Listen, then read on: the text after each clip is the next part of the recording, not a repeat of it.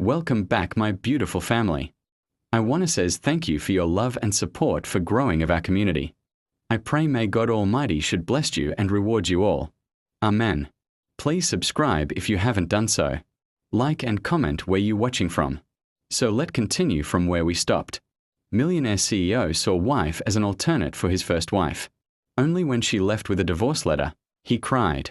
Alfred found the letter at 7:43 p.m. He'd come home late again. Carrying takeout he'd forget to eat. Already mentally composing the text he'd send Ruth to check if she was okay. If she was ready to talk. If maybe they could try counseling like she'd suggested. The envelope stopped him cold. 2 words in her handwriting, I'm sorry. But Ruth had nothing to be sorry for. Which meant. His hand shook as he tore it open. As he read, the words blurred. He had to start over 3 times before he could process what she was saying. Divorce. The word detonated in his mind. Ruth was leaving. Not just physically, she'd done that 2 weeks ago, but permanently. Finally. Irrevocably. Alfred sank onto the kitchen floor, his back against the cabinets, and read the letter again. And again. Each time, a different sentence stabbed him. You looked at me and decided I was good enough to remind you of her, but not good enough to be loved for myself. I was an echo, a shadow, a substitute. You're still trapped in that moment 5 years ago, unable to move forward. I deserve to be someone's first choice, not their consolation prize. Ruth's words held a mirror up to his face, and what Alfred saw disgusted him. He'd told himself he was honoring Isabella's memory. He'd told himself that moving on with Ruth was healing. He'd told himself 1,000 lies to avoid facing the truth. He'd been a coward. Courage would have been grieving Isabella properly, feeling all the pain, and then genuinely opening his heart to someone new.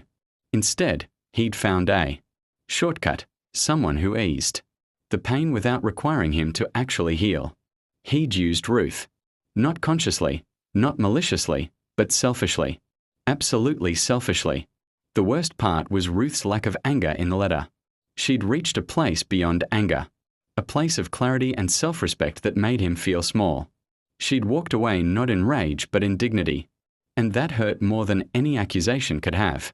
Alfred stayed on that kitchen floor for hours. The takeout forgotten, the house silent around him. For the first time since Isabella's death, he let himself really think about what he'd done. The way he'd pursued Ruth with manic intensity. Not because she was special, but because she made the pain stop. The way he'd proposed too fast, married too quick. As if speed could outrun his grief. The way he'd held her at arm's length emotionally, while demanding her complete presence and devotion. He'd taken a beautiful, vibrant woman and dimmed her light. Watched her make herself smaller and done nothing to stop it. In fact, he'd encouraged it. Every time he was short with her. Every time he compared her silently to Isabella and found her wanting. Every time he retreated to his office instead of building intimacy. His phone buzzed. A text from his mother. I heard Ruth moved out. Are you okay? Do you need me to come over? How did his mother know? Then he remembered. His mother and Ruth had grown close. Of course Ruth would have told her. The thought of his mother learning about the divorce, probably hearing Ruth's side of the story, made Alfred feel physically ill. He texted back, I'm fine. Don't come over. Need time alone. Another lie. He wasn't fine. And being alone was the last thing he needed. But facing his mother's disappointment, her inevitable I told you so, was more than he could handle. And Ruth asked for nothing. Not the house, not alimony, nothing. She only wanted her freedom. Alfred's lawyers warned him it looked suspicious, that a judge might think he was hiding assets. Alfred told them to give her whatever she wanted. Mr. Morrison, your wife is entitled to a significant settlement. Your prenup is solid. But given the length of the marriage and her sacrifices to support your career, give her $5 million, Alfred said flatly. And the Manhattan condo. I never use it anyway. Sir, that's more than. I don't care. Do it. The lawyer paused. May I ask why you're being so generous? Alfred looked at him with hollow eyes. Because I owe her more than money can pay. Because she wasted 3 years of her life on me. Because I broke something beautiful and I can't fix it. So the least. I can do is make sure she's comfortable while she rebuilds what I destroyed. The money was transferred. The papers were signed. Within 6 weeks, Ruth Chambers was no longer Ruth Morrison. She took back her maiden name like shedding a costume. And Alfred felt each signature like a bullet. His work suffered for the first time in his career. He missed meetings, lost track of initiatives, snapped at executives who were just doing their jobs. His board started making concerned noises about his leadership. The company stock dipped. Alfred didn't care. The empire he'd built, the success he'd achieved at the cost of everything else, suddenly felt hollow. What was the point? He'd conquered the tech world and lost everyone who mattered. Isabella was dead. Ruth was gone. He stood at the pinnacle of success, completely alone. His assistant found him one afternoon in his office. Staring at nothing, his computer screen dark. "Mr. Morrison, your 3 p.m. is here. Cancel it." "Sir, it's the venture capital pitch. They've flown in from Singapore." "I said cancel it." His voice was sharp, brittle. After she left, Alfred pulled out his bottom drawer. Isabella's photo was still there, but next to it now was something new, a candid picture of Ruth he'd found while cleaning the house. She was laughing at something off camera, her head thrown back, her whole face radiant with joy. It must have been taken early in their relationship, before he'd systematically crushed that joy. He looked between the two photos. Isabella, frozen in eternal happiness, dead for 5 years. Ruth, very much alive, laughing in a moment that felt like a lifetime ago. "What have I done?" he whispered to the empty office. The answer came not in words but in the overwhelming weight of regret. He'd spent 5 years refusing to accept loss, and in that refusal, he'd created more loss. He'd hurt someone innocent. He'd wasted years of both their lives. He'd become exactly the kind of person Isabella would have been disappointed in. That thought broke something in him. Isabella, who'd loved him for his intensity and passion, would have hated what he'd become, cold, closed off, unable to appreciate the good things right in front of him. She would have seen what he was doing to Ruth and called him out. She would have demanded better from him. But Isabella wasn't here to demand anything. And Ruth had given up trying. Alfred put his head in his hands and, for the second time in weeks, truly wept. Not the angry, confused tears of their anniversary dinner confrontation, but the deep, soul-rending sobs of a man finally facing the consequences of his choices. Alfred's unraveling didn't go unnoticed. His mother, his sister, and his best friend Marcus, who'd stuck with him through everything, though their friendship had frayed significantly, staged an intervention one evening, showing up at the mansion uninvited. "We are worried about you," his mother said without preamble, marching past him into the house she'd always hated for its coldness. "You look terrible. When's the last time you ate a real meal? Slept?" "I'm fine," Alfred said automatically. "You're not fine," Marcus countered, his tone firm. "You've lost 20 pounds, your company is in chaos because you can't focus, and you've alienated everyone who cares about you. That's not fine." Alfred's sister Emma studied him with clinical detachment. She was a psychiatrist, and he could practically see her cataloguing symptoms. "You're depressed. Clinically depressed. Have been for years, probably, but you've been functional enough to hide it. Now you're crashing. What do you want from me?" Alfred asked, too tired to argue. "We want you to get help," his mother said, her voice cracking. "Real help. Not just going through the motions. You've been running from Isabella's death for 5 years, and it's destroying you. It destroyed your marriage to a wonderful woman who loved you." "Ruth didn't love me," Alfred said bitterly. "She loved who she thought I was." "No, Emma corrected." "Ruth loved exactly who you are, damage and all. You're the one who couldn't love her back because you were too busy protecting a shrine to Isabella. And before you get defensive, I'm not saying you shouldn't have grieved Isabella. Grief is necessary. But you didn't grieve, you froze. You stopped living and started just existing, using work and eventually Ruth as distractions from pain you never processed." The truth of her words settled over Alfred like a weight. "I don't know how to fix this," he admitted, his voice small. "You start by admitting you need help," Marcus said, pulling out a business card. "This is Dr. Sarah Chen. She specializes in complicated grief and trauma. I've already contacted her. She's expecting your call. I tried therapy before. It didn't work. You went to 3 sessions and fired the therapist because she told you things you didn't want to hear," Emma said bluntly. "That's not trying. That's running. Again." Alfred looked at the 3 people who'd refused to give up on him despite him giving them every reason to. His mother, who'd watched him transform from a warm, ambitious young man into a cold shell. Emma, who'd tried repeatedly to reach him only to be shut out. Marcus, whose friendship he'd neglected for years, treating him like an accessory to be called upon when convenient. "I don't deserve you people," he said quietly. "No," his mother agreed. "You don't. But we love you anyway. Even when you're being an idiot. Which is most of the time lately." Despite everything, Alfred almost smiled. "What if I'm too broken to fix?" "Everyone's broken," Emma said gently. "That's the human condition. The question is whether you're brave enough to heal. And Alfred, you've built a billion-dollar company from nothing. You've overcome incredible odds. I know you have the strength to do this. The question is whether you have the courage." Courage. Ruth had used that word in her letter. "If you'd been brave enough to really see me." He hadn't been. He'd taken the coward's way out at every turn. "Okay," he said finally. "I'll call her. I'll try." His mother hugged him, and Alfred felt something loosen in his chest.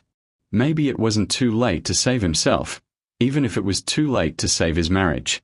Dr. Sarah Chen's office was nothing like the sterile, modern spaces Alfred usually inhabited. It was warm, with soft lighting, comfortable furniture, and walls lined with books. She was in her 50s, with kind eyes and a no-nonsense demeanor that reminded him a little of Emma. "Tell me why you're here," she said in their first session, after the preliminaries. Alfred had rehearsed this. "My wife left me, divorced me, because I couldn't move on from my first girlfriend who died. That's what happened. I asked why you're here." Alfred frowned. "Isn't that the same thing?" No. What happened is external circumstances. Why you're here is internal motivation. So again, why are you here, Alfred? He considered lying, giving the socially acceptable answer. Then thought about Ruth's letter, about the man he'd become, about standing in his empty mansion wondering why success felt like failure. "Because I'm tired," he admitted. "Tired of running. Tired of being empty. Tired of hurting people and myself. I've spent 5 years hiding from grief, and it's cost me everything that actually mattered. I don't want to live like this anymore." Dr. Chen nodded. "Good. That's honest. Now, let me be clear about what therapy is and isn't. It's not a magic fix. It's not going to bring Isabella back or make Ruth take you back. What it can do is help you process what you've been avoiding, understand your patterns, and build tools to actually live instead of just survive. But it's going to be hard. Probably the hardest work you've ever done. Are you ready for that?" "I don't know," Alfred said truthfully. "But I'm here." That's enough for now. The sessions that followed were brutal. Dr. Chen made Alfred talk about Isabella, really talk, not the idealized version he'd constructed in his head, but the real person with flaws and quirks and the messy reality of their relationship. She made him sit with the grief he'd been running from, feel it fully, let it wash over him without drowning in it. "Tell me about the day she died," Dr. Chen said in their 4th session. "I don't. I can't." "You can. And you need to. You've been circling this wound for 5 years. It's time to look at it directly." So Alfred did. He talked about Tokyo, about the success that suddenly meant nothing, about seeing Isabella on that hospital bed, about the necklace in his pocket. He talked about the funeral, about going through her apartment afterward, about keeping one of her sweaters in his closet for a year because it smelled like her. He talked about the rage, at the drunk driver, at fate, at God if there was one, at Isabella herself for crossing the street at that moment. "I'm angry at her," he admitted, the words feeling like blasphemy. "How fucked up is that? I'm angry at her for dying. For leaving me. For planning that stupid birthday dinner instead of just staying home. If she'd just stayed home. She'd still be alive, Dr. Chen finished. And you've been carrying that anger, that guilt, that if only for 5 years. Alfred, there's nothing fucked up about being angry. Anger is a normal stage of grief. The problem is you never let yourself feel it. You went straight from denial to bargaining, trying to recreate what you lost with Ruth, and skipped right over the anger and the acceptance. I don't know how to accept it. She was everything. She was important. She was special. But she wasn't everything, Alfred. She was one person you loved. And her death, as tragic as it was, doesn't mean you're obligated to stop living. In fact, I bet Isabella wouldn't have wanted you to stop living. Alfred thought about that. Isabella, who'd been so full of life, who'd encouraged him to take risks, to feel deeply, to embrace possibility. Would she have wanted him to become this hollow version of himself? No, he said quietly. She'd hate what I've become. Then let's work on becoming someone she, and you, could actually respect. The process was excruciating.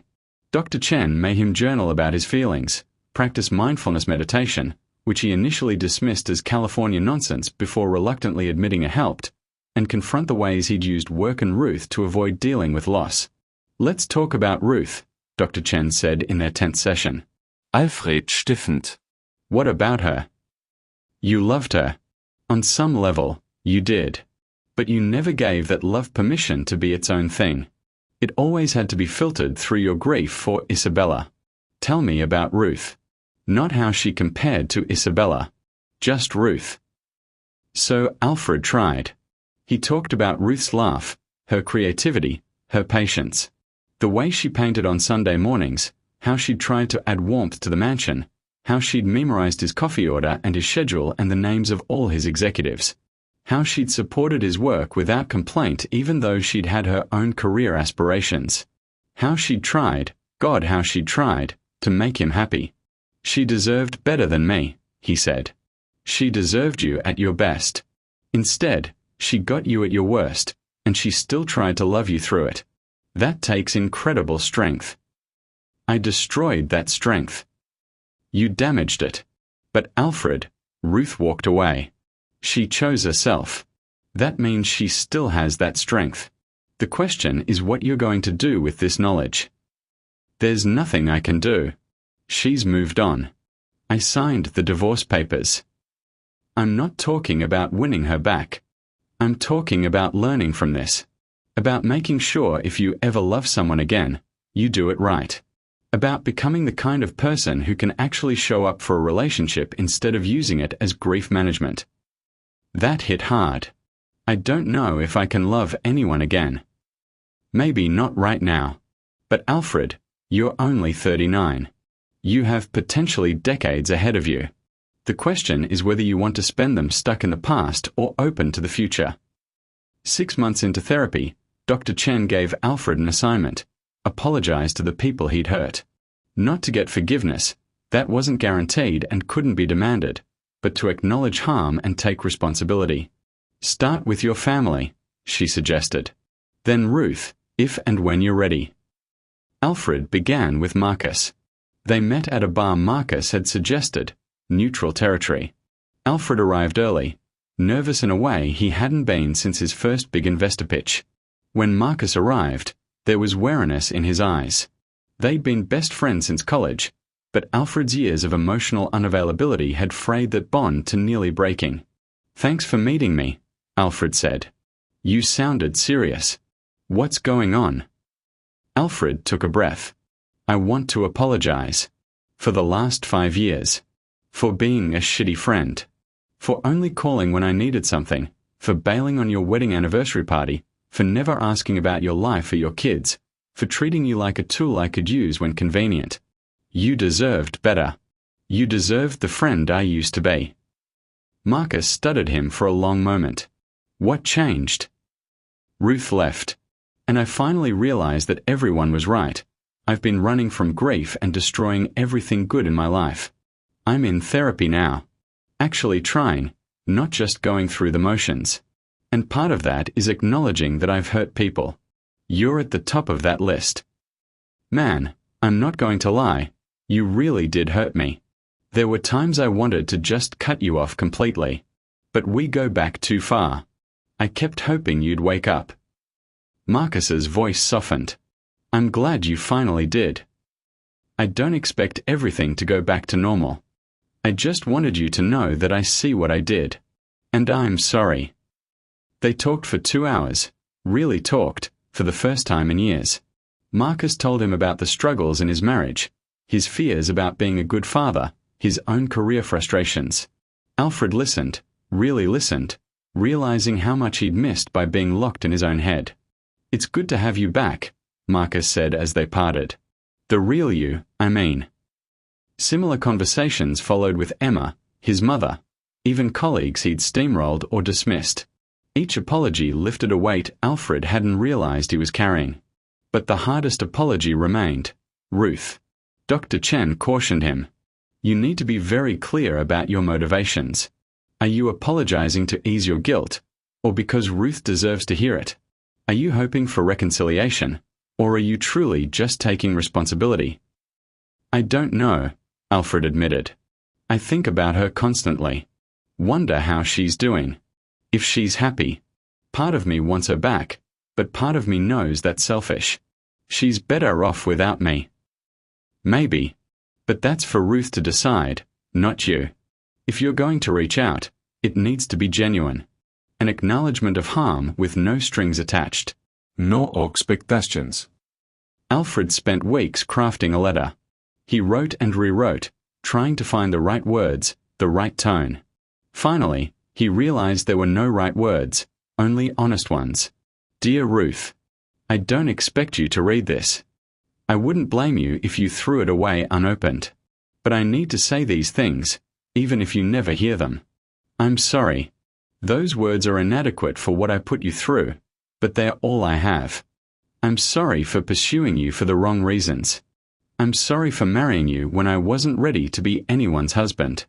I'm sorry for every moment you felt invisible, every time I made you feel like you weren't enough, every instance where I compared you to a ghost and found you wanting. You were right about everything in your letter. I was trapped in the past. I used you as a band-aid instead of doing the hard work of grieving properly.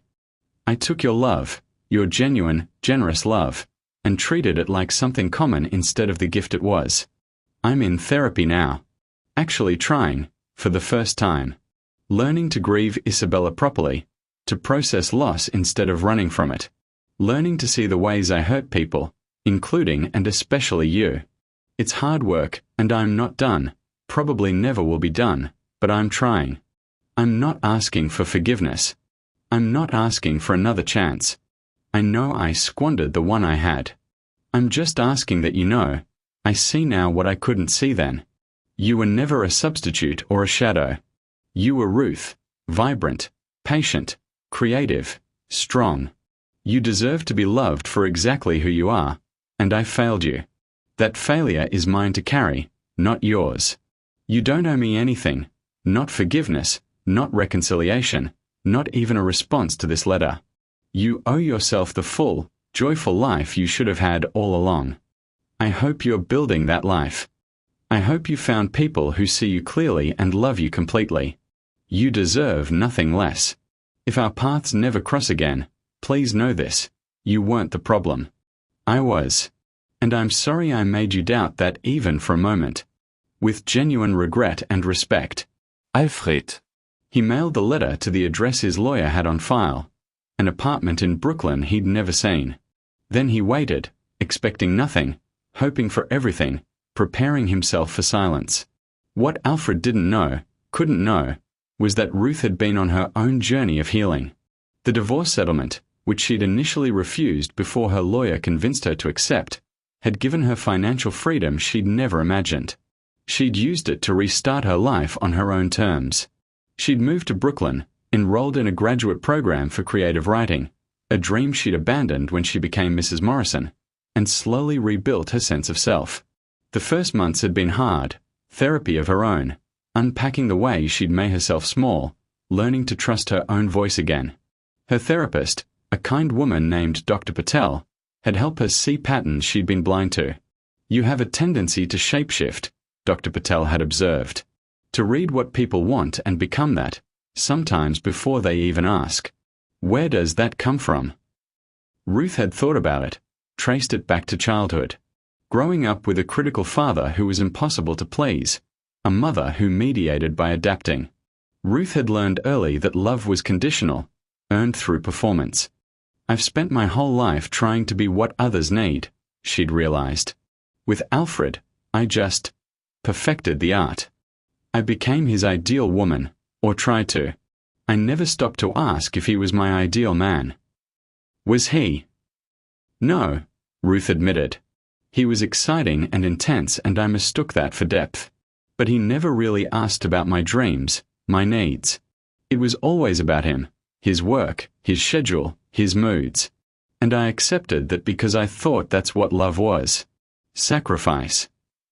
What do you think love is now? Ruth had considered carefully. Partnership. Mutual respect. Being seen and valued for who you actually are, not who you pretend to be. I don't think Alfred and I ever had that. The divorce had hurt. God, it had hurt. But in its aftermath, Ruth had found something unexpected. Herself. She'd started painting again, something she'd abandoned during the marriage. She'd made friends in her program, dated casually, learned to enjoy her own company. When Alfred's letter arrived, 3 months after the divorce was final, Ruth almost didn't open it. She'd work hard to move past the anger and hurt, and she worried that reading his words would set her back. But curiosity won. She opened the envelope, read his words, and felt complicated things. Relief that he was getting help. Validation that he acknowledged what he'd done. Sadness for all the wasted time. But also, surprisingly, a kind of peace. She didn't respond immediately. Instead, she brought the letter to therapy. What do you want to do with this? Dr. Patel asked. I don't know. Part of me wants to respond, to tell him I appreciate the apology. But I'm scared of reopening that door. What are you scared of specifically? Ruth thought about it. That he'll think I want him back. That I'll fall into old patterns. That I'll lose the progress I've made. Do you want him back? The question hung in the air. Ruth examined her feelings honestly. Did she miss Alfred? Yes, sometimes. Did she miss the life they'd had? No. Did she want to try again? No, she said finally. I don't. I think I was in love with potential, who he could be, who we could be together. But that was fantasy. The reality was lonely and painful. I don't want to go back to that. Then responding to his letter isn't about him. It's about you. Closing that chapter with grace and clarity. So Ruth wrote back. Not immediately, but a week later, when she'd processed her feelings fully. Alfred. I did read your letter. Multiple times, actually. Thank you for the apology. I won't lie and say it fixes everything, but it matters. It takes courage to look at your mistakes honestly, and I'm glad you're doing that work. I've been doing my own work, learning to recognize my patterns, understanding why I stayed so long in a marriage that wasn't working. I've realized I have a tendency to lose myself in relationships, to become what I think others need. I did that with you, and while you took advantage of it, I was complicit. I gave away my power. I'm learning not to do that anymore. I hope therapy helps you. I hope you find peace with Isabella's death and learn to live fully again. You have so much to offer when you're not running from pain. But Alfred, I need you to understand something. I'm not interested in reconciliation. Not now, probably not ever. What we had wasn't healthy for either of us. I was your escape from grief, and you were my project, proof that I could love someone enough to fix them. Neither of those things makes a real relationship. I'm building a life I actually like now. I'm in grad school. I'm writing. I have friends who see me, really see me, and love what they see. I'm learning what it means to be enough just as I am, without contorting myself to fit someone else's needs. I forgive you. Not for you, For me. Because carrying anger was exhausting, and I'm tired of giving you space in my head rent-free. But forgiveness doesn't mean forgetting or reconciling. It just means I'm choosing peace over resentment. I wish you well, truly. I hope you build a life you can be proud of. Just please, if you ever love someone again, love them for who they are. Not who they remind you of, not what they can do for you, but who they fundamentally are. Everyone deserves that. Take care of yourself. Ruth. She mailed the letter and felt lighter. Not because she expected anything from Alfred, but because she'd spoken her truth without anger or bitterness. She'd closed the door on that chapter with dignity. Alfred received Ruth's response with mixed feelings: relief that she'd written back, disappointment that reconciliation was off the table, respect for her clarity and boundaries. He read her letter multiple times, absorbing her wisdom, recognizing the strength she'd found. She'd moved on. Truly moved on. While he was still in the thick of healing, she'd already emerged on the other side. It hurt, but it was also instructive. Ruth had done the work. She'd taken responsibility for her part, learned from it, and built something new. That's what recovery looked like. That's what he needed to aim for, not winning her back, but becoming someone worth respecting. He threw himself into therapy with renewed commitment. Dr. Chen introduced new techniques: EMDR for trauma processing, CBT for changing thought patterns, existential therapy for finding meaning after loss. Alfred dove into all of it, determined to do the work properly this time. He also made changes to his life. He stepped back from the CEO role, appointing a president to handle day-to-day operations while he remained chairman. He needed time and mental space to heal, and Morrison Technologies deserved leadership that wasn't distracted by personal crisis. The move was controversial. Business press speculated about his health, his commitment, whether he was being pushed out. Alfred ignored it all. For once, he prioritized himself over optics. He sold the mansion. Too many ghosts, too much pain embedded in those walls. He bought a modest townhouse in Cambridge, near MIT where he'd gone to school, and decorated it simply. No shrines to the past, no sterile perfectionism. Just a comfortable space to live, really live. He reconnected with old friends, made new ones through a grief support group Dr. Chen recommended. Hearing other stories of loss, parents, children, spouses, siblings, gave him perspective. His grief wasn't unique, wasn't special. It was part of the human experience, something millions navigated every day. One story particularly struck him. A woman named Janet had lost her husband of 30 years to cancer. She'd been devastated, certain she'd never feel joy again. But slowly, life insisted on being lived, Janet shared with the group. My grandchildren still needed me. My garden still grew. The sun still rose. And I realized David wouldn't have wanted me to stop living. He'd want me to honor him by embracing life, not by worshipping his absence. Alfred thought about that. Would Isabella have wanted him to stop living? To use her memory as an excuse to never fully show up for anyone again? No. She'd have been furious. She'd have shaken him and demanded he do better. So he tried. Small steps. He started running again, something he and Isabella used to do together but he'd abandoned after her death. He volunteered at a tech education nonprofit, teaching underprivileged kids to code. He even tried dating, though nothing serious, just practicing being present with another person, seeing them clearly instead of through the filter of his baggage. The work was hard. There were setbacks, days where the grief felt fresh again, where he questioned whether he'd ever really heal. But there were also victories.